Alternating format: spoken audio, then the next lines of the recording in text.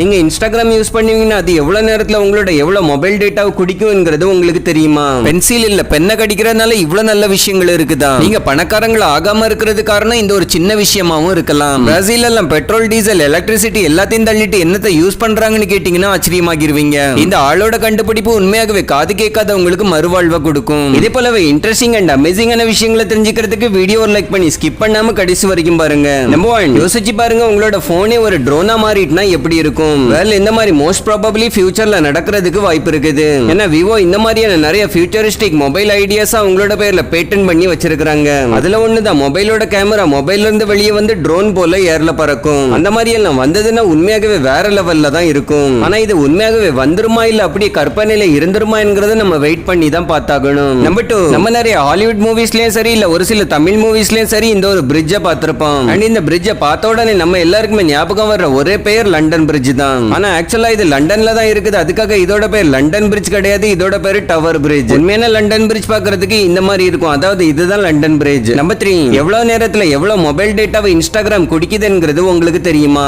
ஒருவேளை நீங்க கண்டினியூஸா ரீல்ஸ் பார்த்துட்டு இருந்தீங்கன்னா 64 MB ஒரு 10 நிமிஷத்திலே தீந்துரும். அண்ட் ஒரு மணி நேரத்துல 400 இருந்து 600 MB குடிச்சிரும். ஆனா இந்த டேட்டா டிஃபரன்ஸ் உங்களோட மொபைல் ஸ்பீட பொறுத்தும் சேஞ்ச் ஆகிறதுக்கு வாய்ப்பு இருக்குது. உங்களோட இன்டர்நெட் நல்ல ஹை ஸ்பீட்ல இருந்ததுன்னா நல்ல வீடியோஸ் எல்லாமே ஹை குவாலிட்டியில ஓடும். அதுக்கேத்தாப்புல உங்களோட டேட்டாவையும் குடிச்சிடும். அதுவே இன்டர்நெட் ஸ்பீட் ஸ்லோவா இருந்ததுன்னா லோ குவாலிட்டியில வீடியோஸ் ஓடும் அண்ட் லோவான டேட்டாவை தான் குடிக்கும். நம்பர் 4, இந்த உலகத்துல இங்கிலீஷ ஓரளவுக்கு நல்லா புரிஞ்சுக்கிற ஒரு விலங்கு எதுன்னு பார்த்தோம்னா அதுதான் டாக். இந்த டாக்ஸ்ல சிலதை பார்க்கறதுக்கு நல்லா கியூட்டா இருக்கும், சிலதை பார்க்கறதுக்கு ரொம்பவே பயங்கரமா இருக்கும். இந்த டாக்ஸ் எல்லாம் சின்னதா இருக்கும்போது இங்கிலீஷ் மட்டும் இல்ல உங்களுக்கு தெரிஞ்ச லாங்குவேஜ் அதுங்களுக்கு சொல்லி கொடுக்கும் போது அந்த பேசுற டோனை வச்சு கொஞ்சம் இன்டைரக்டா அந்த லாங்குவேஜை கத்துக்கிறதுக்கு முயற்சி பண்ணும். அதனால தான் நம்ம சோஷியல் மீடியாஸ்ல பாக்குற நிறைய வீடியோஸ்ல நாய் சொல்றதெல்லாம் அப்படி கேட்கறத பார்க்க முடியும். நம்பர் 5, ஜெங்கிஸ்கான ஒரு விதத்துல நேச்சர் மேல அன்பு கூர்ந்த ஒரு ராஜான்னு சொல்லப்படுது. ஏன்னா அவரோட காலத்துல அவர் மனிதர்களை எந்த அளவுக்கு கொன்னு குவிச்சிருக்கிறாருன்னா பூமியில கார்பன் டை ஆக்சைடோட லெவலே குறைவாகிட்டான். ஒருவேளை தானோஸோட தாத்தா பையனா இருந்திருப்பாரு போல.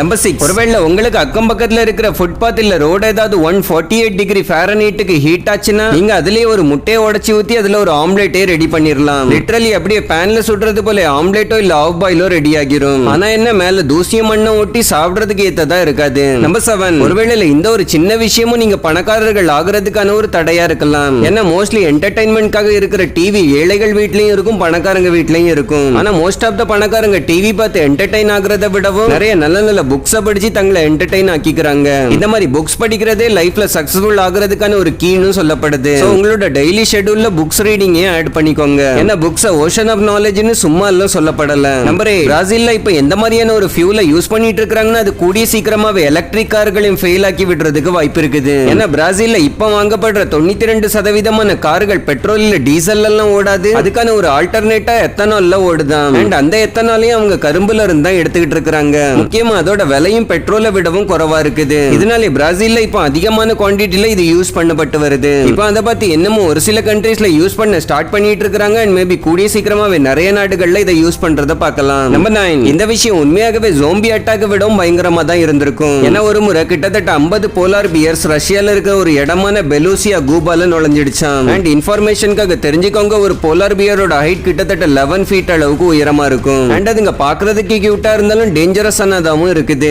இந்த மாதிரியான போலார் பியர்ஸ் ஊருக்குள்ள நுழைஞ்சதுக்கான காரணம் என்னன்னு பாத்தீங்கன்னா உருகிட்டு வர கிளேசியர்ஸ் தான். அதாவது குளோபல் வார்மிங் காரணமா ஐஸ் உருகிக்கிட்டே இருக்கிறனால அதுங்களுக்கு சாப்பாடு தேடுறதுக்கு ரொம்பவே கஷ்டமாகிட்டு சோ அதுங்க சாப்பாடை தேடி தேடியும் மனிதர்கள் இருக்கிற இடத்துக்குள்ள நுழைஞ்சிட்டு. நம்பர் 10, நீங்க இதுக்கு முன்னாடி ஒரு பெர்ஃபெக்ட் மேத்தமேட்டிக்ஸ் டீச்சர் அவங்களோட பர்த்டே எப்படி செலிப்ரேட் பண்ணுவாங்கன்னு சொல்லி யோசிச்சு பார்த்திருக்கீங்களா? அதுக்கான இந்த மாதிரியான ஒரு மீமியும் வந்து சோஷியல் மீடியால ரொம்பவே பாப்புலரும் ஆகி இருந்தது. இந்த போட்டோல இருக்கிற மேத்தமேட்டிக்ஸ் சாரை பாத்தீங்கன்னா கேக்க பர்ஃபெக்டா விட்டுறதுக்காக கரெக்டா 360 டிகிரி ஆங்கிள் எல்லாம் பார்த்து அதை டூல்ஸை வச்சு கரெக்டா கட் பண்ணி பங்கு வைக்கிறதுக்கு பார்த்துட்டு இருக்காரு. நம்பர் 11, உங்க வீட்டுகள்ல வாட்டர் ஃபில்டரோ இல்ல வாட்டர் டேங்கோ ஏதோ ஒண்ணு வச்சு அதுல இருந்து தண்ணீரை பிடிச்சு குடிக்க தான் செய்வீங்க. ஆனா சவுதி அரேபியால வெயிலும் வைக்கையும் ரொம்பவே அதிகமாவே இருக்கிறதால ஒரு ஆள் அவரோட கார்லயே வாட்டர் டேங்கையும் வச்சு இல்ல தண்ணீர் பிடிக்கிறதுக்கான பைப்பையும் வச்சுட்டாரு. பைப்புக்கு பக்கத்துல இருக்கிற அந்த பட்டன் அழுத்தினா போதும் அதுல தண்ணீர் இந்த மாதிரி அழகா வரும். நம்பர் 12, இன்னைக்கு இருக்கிற காலகட்டத்துல உங்க கிட்ட இருந்து யாராவது இருமிக்கிட்டு இருக்காங்கன்னா அவங்கள விட்டு கொஞ்சம் தூரமா விலகி போகிறதே தான் நல்லது. ஏன்னா ஒரு ஆவரேஜ் இருமலோட ஸ்பீட் 96 km/h ஸ்பீட்ல இருக்குமா.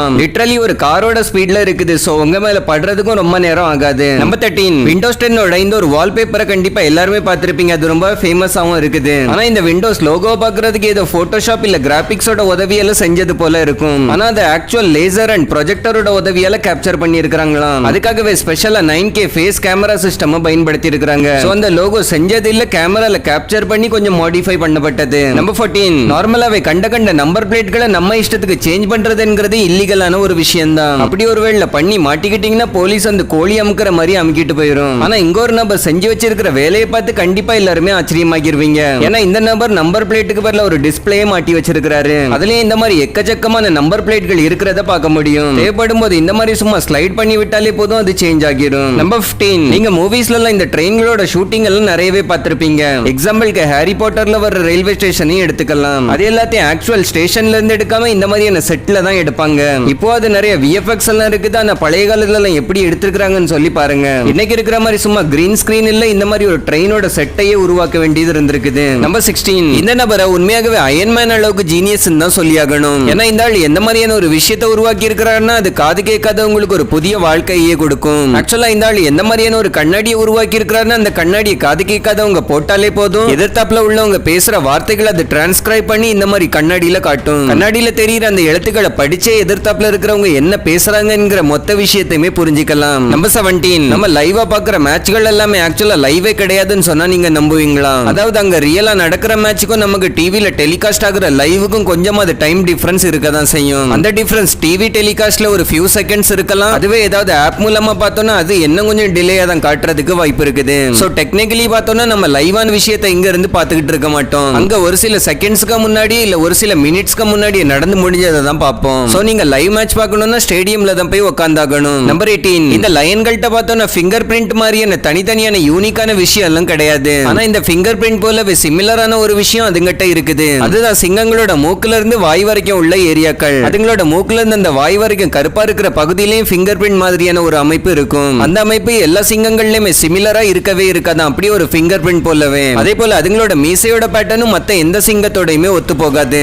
ஒவ்வொரு சிங்கத்துக்கும் யூனிக்கான மீசையோட பேட்டர்ன் இருக்கும்னு கூட சொல்லலாம். நம்பர் 19, கண்டிப்பா உங்கள நிறைய பேருக்கு இந்த பென்சில் இல்ல பென்னை கடிக்கிறதுக்கான பழக்கம் இருக்கதான் செய்யும். இந்த மாதிரி கடிக்கிறது ஒரு விதத்துல அன்ஹைஜீனிக்கா இருந்தாலும் அது நமக்கு நிறைய விதத்துல ஹெல்ப்ஃபுல்லாவும் இருக்குது. அது என்னன்னு பாத்தீங்கன்னா நம்ம இந்த மாதிரி கடிக்கிறதே கொஞ்சம் நர்வஸ், ஸ்ட்ரெஸ் இல்ல என்சைட்டில இருக்கும்போது தான் பண்ணுவோம். சோ இந்த மாதிரி கடிக்கிறது நமக்கு அதுல இருந்து கொஞ்சம் ரிலாக்ஸேஷனை தருதான். மட்டும் இல்லாம சில படிச்ச விஷயங்களை நம்ம எழுதும் போது மறந்து போனாலும் அதை கடிக்கும் போது நம்ம மைண்ட் ரிலாக்ஸ் ஆகி படிச்சது அப்படி கொஞ்சம் கொஞ்சமா ஞாபகத்துல கொண்டு வரும். சோ இந்த மாதிரி பெனிஃபிட் இருந்தாலும் இது முன்ன பார்த்த மாதிரியே ஒரு அன்ஹைஜீனிக்கான விஷயம் தான். ஏன்னா அதை நம்ம கடிக்கும் போது தேவையில்லாத dust particles and plastic particles எல்லாம் விழுங்கிருவோம். அதனால இந்த பழக்கத்தை அவாய்ட் பண்றது கூட நல்லதுதான். ஓகே ஃப்ரெண்ட்ஸ், இந்த வீடியோல அவ்வளவுதான். ஐ ஹோப் இந்த வீடியோ உங்களுக்கு பிடிச்சிருக்கும்னு நினைக்கிறேன். வீடியோ பிடிச்சிருந்தா வீடியோ லைக் பண்ணி உங்க ஃப்ரெண்ட்ஸ் அண்ட் ஃபேமிலிஸோட ஷேர் பண்ணுங்க. அண்ட் இதே போலவே இன்னும் இன்ட்ரெஸ்டிங்கான வீடியோஸோட கலெக்ஷன் நம்ம சேனல்ல இருக்குது, அதையும் பார்க்க மறந்துடாதீங்க. நானும் இன்னொரு இன்ட்ரெஸ்டிங்கான வீடியோட உங்களை சந்திக்கிறேன். அது வரைக்கும் டட்டா, பை பாய்.